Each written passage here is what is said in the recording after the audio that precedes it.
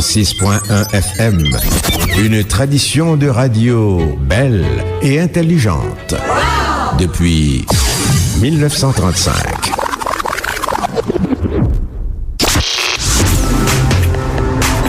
Groupe Média Alternatif, 20 ans. Groupe Média Alternatif. Communication, médias et information. Groupe Média Alternatif, 20 ans. Parce que la communication est un droit. Information tout temps. Information sous toutes questions. Information dans toute forme.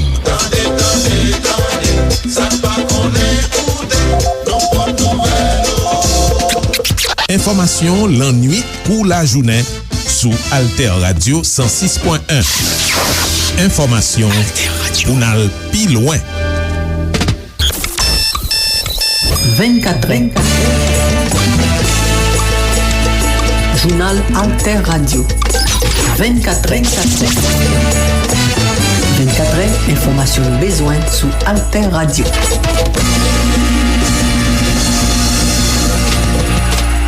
Bonjour, bonsoir tout le monde qui a écouté 24 sur Alter Radio 106.1 FM en stéréo, sur www.alterradio.org, au journal TuneIn et toutes les plateformes internet.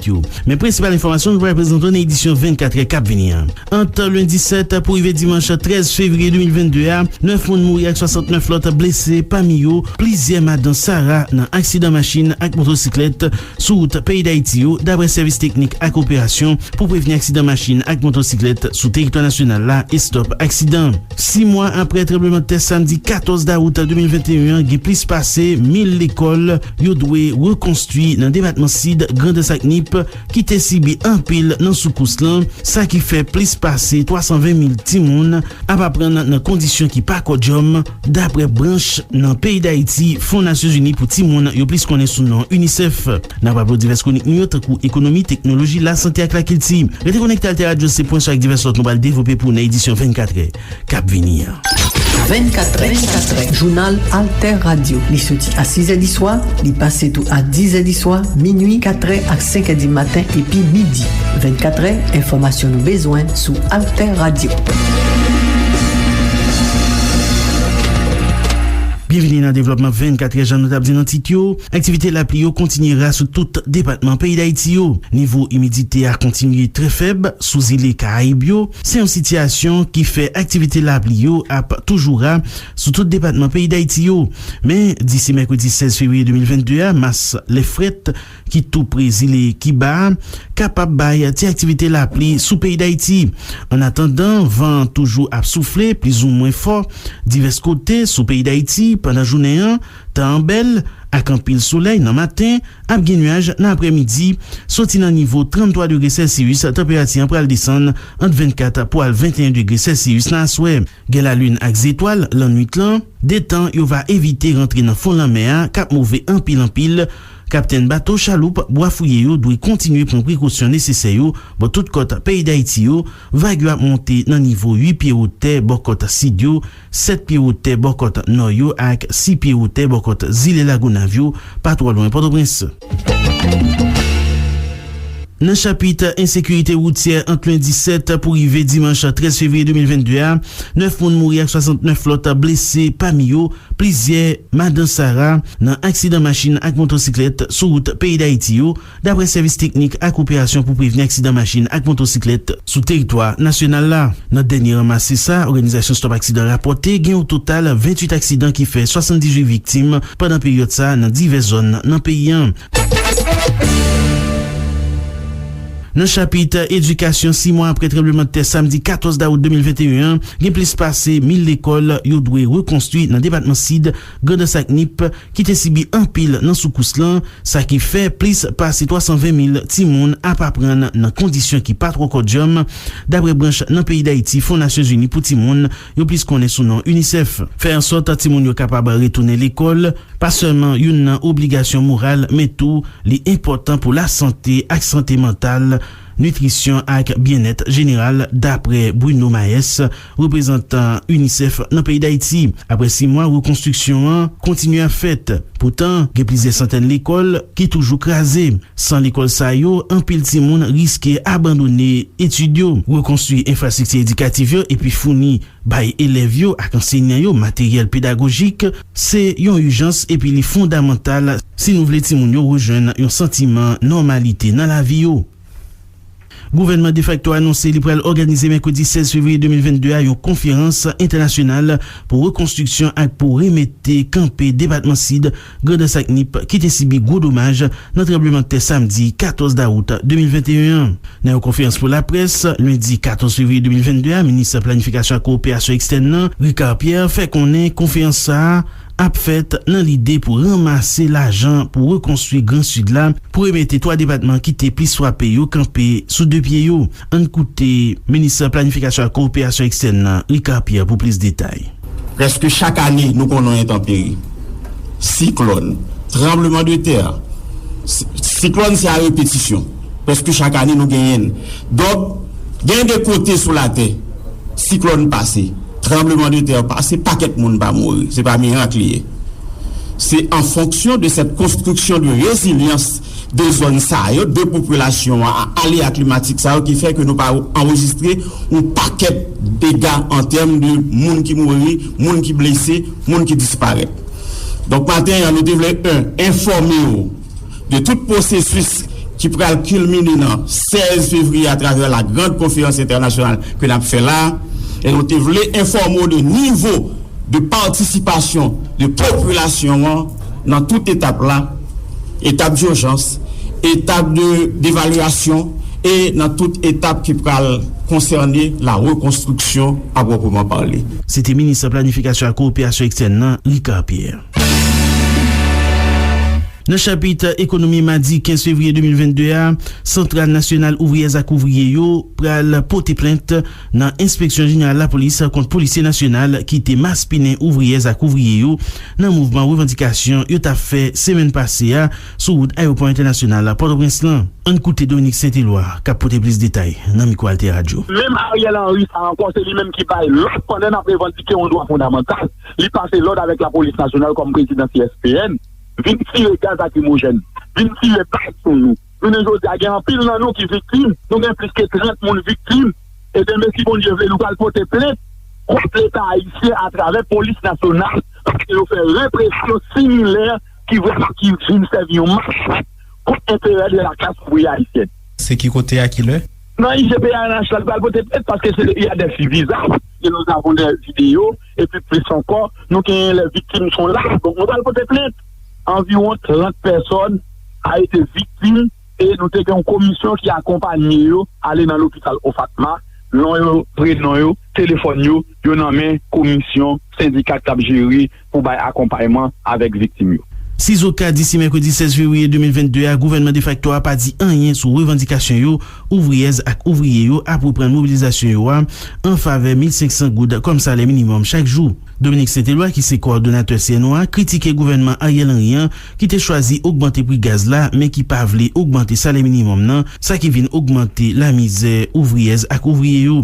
Nous invitons écouter Dominique Saint-Éloi pour plus de détails. Nous camper tout vite nous pour ne faire pas dans les prochains dans 2 jours ça là, jeudi mardi, lundi mardi et puis salaire pas consistant dans 1500 goud comme salaire minimum ou d'accord on a pour quitter c'est pas côté ça agglomération côté ouvrier a exploiter sans ouvrier avec un salaire qui kilos donc nous même c'est ça nous dit donc nous même nous pas gouvernement jodi à demain pour capable dire salaire dire sous salaire minimum non toute parole tonton Noël comme il te dit c'est pas jouer fait nous ne jodi à c'est augmentation salaire nous besoin parce que jour ouvrier dans la rue il accepte perdre 2 jours de travail le jour ouvrier dans la rue il accepte perdre 4 jours de travail parce que je dis à ouvrier c'est au jour les jours vivre yo pas ta vie avec salaire de kilos là 500 gouttes yo paye 200 gouttes machine yo paye 125 gouttes manger dans matin on boit 75 gouttes yo paye 200 gouttes manger à midi on boit 75 gouttes égal là pour bien d'où ça son corps pour bien d'où ouvrier j'en graine 5 c'est cassé point être machin c'est cassé point être mon cap paille point pour vivre Donc ça veut dire nous même nous demander pour que ajustement salaire monter parce que Ariel Henry est inconscient. Comment comprendre ni augmenter gaz, notamment un salaire, la subvention gaz ouvrier était bénéficié, de retirer à ouvrier yo. Donc je dis à nous-mêmes, nous forcer pied nous à terre pour nous ajustement salaire minimum à 1500 gouttes. Et puis si pas accompagnement social yo, tant qu'on subvention autobus, subvention caille pour ouvrier yo, subvention l'école, subvention l'hôpital pour famille ouvrier yo. Nous va continuer lever quand parce que nous pas capable de vivre avec petit salaire ça. Faut que l'école pour petit ouvrier yo, faut au moins bourri cap moulin quand apprendre boire si ou tout. C'était coordonnateur CNOA Dominique Saint-Éloi. Détan dit li appuyer mobilisation qui pral vini yo, organisation Antenne Ouvrier Haïti invite l'autre organisation populaire pour te coller ak mouvement ouvrier ak ouvrier yo. Antenne Ouvrier Haïti dit li saluer mobilisation ouvrier dans diverses factories fait semaine passée pour demander gouvernement de facto PHK 3e version fusion sociale démocrate ak secteur démocratique populaire SDP ak allié liyo fixer salaire minimum nan 1500 goud. Antenne Ouvrier Haïti voye toute solidarité li bay ouvrier qui victime répression la police qui la seulement pour défendre ak protéger intérêt bourgeois yo ak intérêt capitaliste multinational yo. Nous dénoncer zak criminel la police bourgeois yo fait contre ouvrier qui t'a manifesté yon façon pacifique pour défendre droit yo. Yon fois en plus, la police l'a montré yo c'est l'ennemi ouvrier, l'ennemi travailleur ak toute masse peuple là parce que en réalité dans système capitaliste là, l'armée ak la police là pour défendre intérêt classe dominante yo, intérêt capitaliste multinational yo et puis faire répression ak assassinat contre classe dominée yo alors que nous capable ouais l'armée ak la police dans pays Cuba ak pays Venezuela à protéger territoire pays yo ak population yo. Ça montre à clair dans régime socialiste là, force sa yo pas là pour faire répression sous masse peuple là. Chaque année richesse moun quitte dans privé, quitte dans l'état, ta supposé vinn faire gagner sous territoire national là, ça yo relé dans langage technique PIBA, a baissé en pile red marée, c'est analyse coordonnateur résident Nations Unies dans pays d'Haïti, français Bruno Lemarquis. Écoutez Bruno Lemarquis pour plus de détails. Relèvement dans le sud là, c'est l'autre opportunité pour institutions et seniors, autorités, pour renforcer les mécanismes de coordination avec les départements, avec les partenaires internationaux, pour renforcer les mécanismes de gestion, mécanismes de transparence et mécanismes de responsabilité. C'est aussi une opportunité pour développement dans le sud, pour reconstruction les faites de manière plus résiliente, pour ne pas rebâtir même vulnérabilité qui était là déjà. Si on bagaille était vulnérable, si on cas était bâti en côté le pas doué bâti, donc ou pas refait même bagaille, oui, ou reconstruction doit être faite puis bien.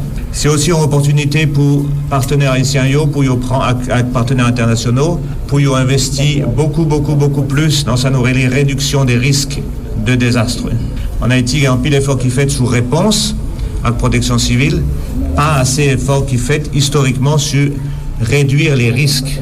Manière, genre on va construire caillou, genre côté on va construire caillou, genre on va faire investissement public, genre on va enseigner timonio, etc. C'était coordonnateur résident Nations Unies dans le pays d'Haïti qui c'est tout, coordonnateur affaires humanitaires Bruno Lemarquis. Ariel Henry déclaré par le journal américain Mi-Amiral li pa gen aucun problème pour ta faire voyer devant la justice américaine moun qui dans prison pays d'Haïti yo suspect qui ta gen arrivoir à assassinat 7 juillet 2021 sous Jovenel Moïse si zoka autorité pays États-Unis ta souhaité ça. Dans interview ça, Ariel Henry te profité dit information qui voulait faire quoi li ta gen mel trempé dans assassinat et à président, c'est faux information d'étant li fait connaît li pas impliqué dans ça. Puis loin, li mande Joseph Félix Badjo, yon nan principal suspect dans assassinat là pour li pote tête li bay la police dans l'idée pour la vérité capable triompher dans dossier ça.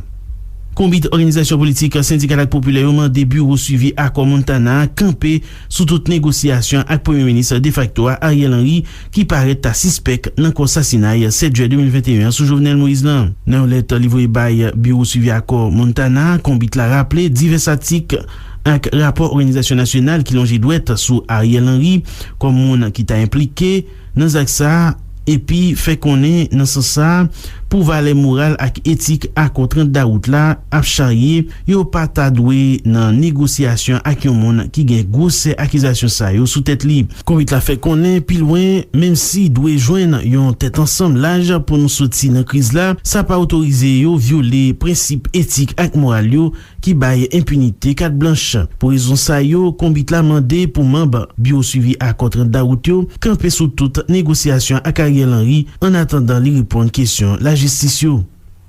Diskisyon ant Ariel Henry ak biosuivi akor Montana, se yon bon pa nan bon direksyon, se dizon Parti politik Mouvement pour Transformation ak pou baye Pays d'Haïti Valais MTV Haïti. Nan not pou la presse mette deyo, MTV Haïti di li renouvle sipol li pou li participe sans réserve nan démarche ka fèt pou jwen yon akor ki plis laj epi ki plis inklusif detan li mande pou tout akte yo wè nesesite pou yon mette intérêt particulier yo sou kote pou yon ren yo kont nan ki nivou populasyon ap soufri an ba insécurité, kidnapping epi la vie chère. Pi loin, MTV Haïti di li souhaite diskisyon yo fèt sou yon agenda ak objektif kler nan kesyon medyasyon nasyonal ou bien internasyonal nan l'ide pou evite dilatwa.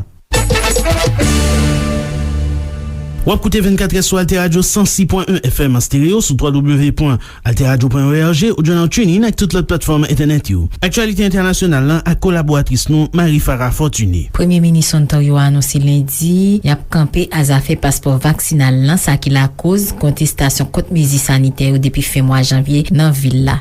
Nou pral lese tombe passeport au 1er mars, sa Premier ministre Doug Ford fè konen nan yon konferans pou la pres kote l'explike yon gwo majorite moun te vaksine epi pik Omicron pase. Plizier kontestater bloke kapital federal Ottawa ki touve l'Ontario depi plis pase 2 semen pou konteste kont mezi saniter yo. Lot informasyon, Force Sécurité Soudanèse nan tire lundi grenade lacrymogène sou plizier milye moun ki tap manifeste kont pouvoi militaire nan la Khartoum epi reklame liberasyon opozant ki jen arrestasyon yo. Nouvel journée manifestasyon sa manifestant yo rele parade blanc pou nation nan okasyon fête Saint-Valentin te reuni en bas plizier drapeau, men tou ballon rouge, plizier milye moun Khartoum a kek kote nan Khartoum Nord epi Omdurman. Nou exige liberasyon membre komite rezistans men tou neg politik ki jwen arrestasyon yo en fason injis, kote parmi nan yo ap fè face a faux akizasyon, se sa Khaled Mohamed yon manifestant deklare bay AFP. Un pil militant ki nan komite rezistans, groupe informel ki jwen yon rol determinant nan organizasyon manifestasyon kont coup d'Etat, te patro lantan wè otorite yo arete yo. Protestater ou te leve an letou portrait 79 moun ki jen nan moro nan repression manifestasyon yo depi putsch general Abdel Fattah al-Burhan ki te fet 25 oktob 2021. Epi anje yo nan sa ki gen pou ya batay kont chanjman klimatik pat jam osi wo. Se sa, Esson Li, prezident expert yo pou klima nan l'ONU, fe konen lundi 14 fevrier avan komansman prosesis aprobasyon yon lot rapor sou impak rechauffement. Bezwen yo pou rapor sa sou impak rechauffement a fason pou prepare pat ko jam important kon sa, paske anje yo pat ko jam osi wo. Se sa li deklare nan yon brev sesyon en ligne ki ouvri 2 semen negosyasyon san publik dapre sa AFP fe konen. Frottez l'idée. Frottez l'idée. Rendez-vous chaque jour pour nous causer sous sac passé, sous l'idée qu'a brassé. Soti inedis rive 3 heures, lundi al pou vendredi, sous Alter Radio 106.1 FM. Frottez l'idée. Frottez l'idée, sous Alter Radio.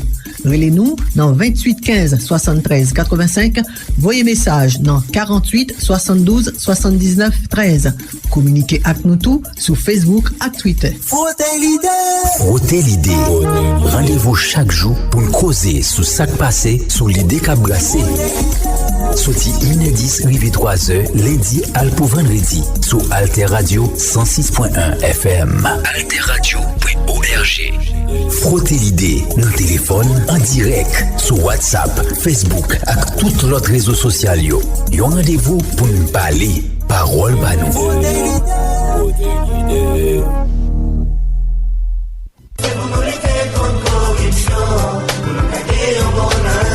Citoyen, femme kou garçon, eske n konen an pil nan pratik nan pwede yo a, se zak korupsyon yo ye, dapre la loi Pays d'Haïti? Men kek nan yo, pren nan men kontribyab, l'ajan la loi pa prevoit ou ka pran. Bay ou soit pren l'ajan batab pou bay ou soit jwenn servis publik. Servi ak kontakou pou jwenn servis publik, se korupsyon sa rele. Vin riche nan volo l'ajan ak bien l'Etat, mette plis l'ajan sou bordro pou fè jiretien, lave l'ajan sal ou soit bien ki ramase nan zak kriminel, se korupsyon sa rele. Itilize pos ou okipe ya pou jwenn avantage ou soit informasyon konfinansyel pou tetou ak pou moun pa ou, pran ou soit bay kontra ilegal pou proje l'Etat realize, bénéficier avantage illégal dans projet l'État ba ou contrôlé pour communauté ya, c'est corruption ça rele. Citoyen, femme ou garçon conséquent, nous pas si tirer corruption, nous pas faire corruption. C'est un message RNDDH ak support ambassade la Suisse en Haïti.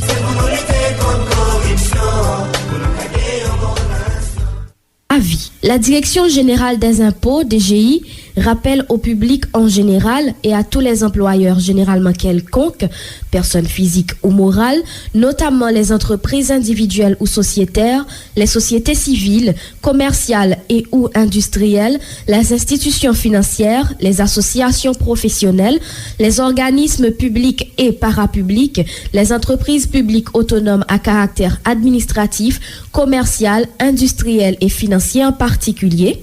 Les dispositions des articles 93, 94 et 95 du décret du 29 septembre 2005 relatifs à l'impôt sur le revenu qui leur font obligation de prélever à la source la retenue sur salaire et de la verser régulièrement à la DGI accompagnée d'un état explicatif avant le 15 du mois en cours pour le mois précédent.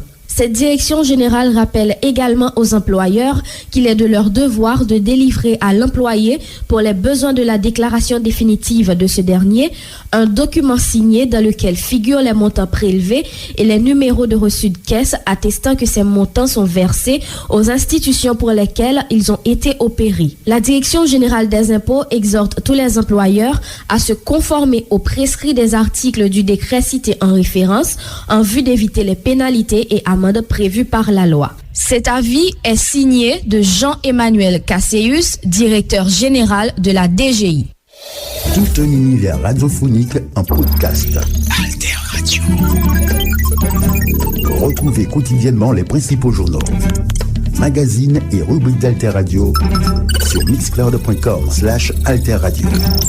Alter Radio. Alter Radio. Une autre idée de la radio.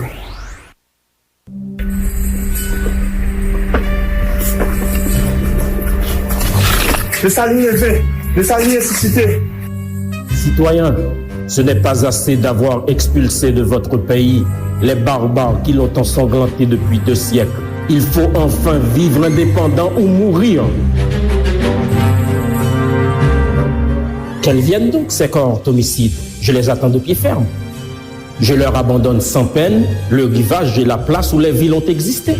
Mais malheur à celui qui s'approche trop près de la montagne. Vaut mieux pour lui que la mer l'ait englouti, au lieu d'être dévoré par la colère des enfants d'Haïti. Ce film est une tentative de restituer Dessalines, le Spartacus victorieux, le fondateur d'Haïti, dans sa dimension d'homme et dans sa dimension tragique de chef militaire et homme d'État hors norme de l'histoire de l'humanité. Papa Dessalines, merci. C'est un appel à un débat sur l'héritage historique de ce pays afin d'en éclairer le présent et l'avenir et une invitation à une réflexion sérieuse sur le relèvement de ce pays que nous aimons tous. Merci Papa Dessalines, si mignon monde c'est pour me dire merci Dessalines. Nan ekonomi fason la vie chère a augmenté grade division nan pays États-Unis, sa mette kredibilité FEDLA en jeu. An koute Kervens Adam Paul kapote plus détail pou nou. Gros inflasyon ki gen nan pays États-Unis mette kredibilité Banque Centrale Américain Fed en jeu paske li dwe augmente taux directeur li yo en pile pou li kapab combattre inflasyon forsa d'après sa yon nan responsable banque lan fait konnen lundi ya. Gros inflation ante si pran nou, kredibilité nou anje pou kounya, epi nou dwe reagi par rapport ak chif sa yo. Cependant, mwen pense nou dwe fè sa nan yon fason organize, epi san nou pa pet si be mache ya, se sa James Bullard ki se prezident antenne Saint-Louis nan FEDLA te souligné sou chen CNBC. Dapre Mamsa nan komite monetea, li ap nesesè disi 1er juillet pou yo augmente taux direkter yo nan nivou 100 poin, sa vle di fè fouchet interesa pase soti 0 pou rive 0,25 nan nivou liteye depi mars 2020 pou rive nan nivou ant 1 al 1,25%. Nan kelti se komedyen Gaël Bien-Aimé ki se laureat rezidans ekriti francophone en Afrique Haïti 2022 a. An kote Daphne Joseph ka pote plis detay pou nou. Lote Haïtien nan Gaël Bien-Aimé se laureat rezidans ekriti francophone nan Afrique Haïti 2022. Ya pa ke ili nan rezidans la nan peyi la France pendant 3 mois. Maison ekriti, nouveau projet kiltirel la ville La Rochelle, si an espace international la rezidans artistique, kote moun ap ekri nan literati sou patrimoine, ap ekri poésie. Gaël Bien-Aimé se komedienne aktiviste epi féministe. Nan santé, d'après Organisation Mondiale la Santé OMS, fok ta genye pou pipiti 70% nan populasyon mondial la ki ta vaksine pou yo ta ka pase kap gros faz difisil nan pandemi coronavirus lan. An kote Daphne Joseph ka pote plis detay pou nou. Gros faz difisil sa a pandemi COVID-19 la monde la travesse ya, la fini ane sa si 70% nan populasyon mondial la vaksine d'après Organisation Mondiale la Santé. Si sa arrive fait, faz sa ka fini pou tout bon, et c'est ça nou aptan. Sa nan men nou, c'est pas en question chance, mais c'est en question choix. C'est ça, chef OMS la Tedros Adhanom a déclaré pendant l'étal visité laboratoire Société Biotechnologie Africain yo, laboratoire qui fabriqué premier vaccin ARN Messenger yo, contre COVID-19 la en Afrique. OMS prend engagement pour soutenir développement fabrication locale la en Afrique, ak deyo monde la pour améliorer sécurité moun nan tout continent yo, nan zafè la son yaya, c'est ça OMS fait konnen. 24è, journal Alter Radio. Li soti a 6è di soir, li pase tou a 10è di soir, minuit, 4è ak 5è di matin, epi midi. 24è, informasyon nou bezwen sou Alter Radio. 24è rive nan boutli nan rapplo principal informasyon nou te prezante pou yo. Ante lundi 7 pou rive dimanche 13 février 2022 a, 9 moun mouri ak 69 lot blese pami yo, plizye madan Sara nan aksidan machin ak motosiklet sou route peyi d'Haïti yo, d'abre servis teknik ak operasyon pou preveni aksidan machin ak motosiklet sou teritwa nasyonal la e stop aksidan. Mersi tout ekip Alter Presse ak Alter Radio a, participasyon nan prezentasyon Marlene Jean, Marie Farah Fortuné, Daphne Joseph, Kervance Adam Paul, nan teknik lan c'était James Toussaint, nan supervision c'était Ronald Colbert ak Emmanuel Marino Bruno, nan miko avek ou c'était Jean-Élie Paul. Édition journal sa nan jwenni en podcast Alter Radio sou Mixcloud ak Zeno Radio. Bye bye tout moun. 24è Journal Alter Radio. 24è 24è, informasyon bezwen sou Alter Radio.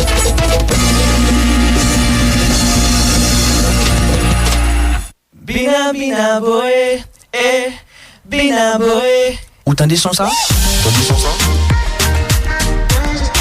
Ou preske tcha sa. C'est 106.1 FM Alter Radio. C'est Pascal Toussaint.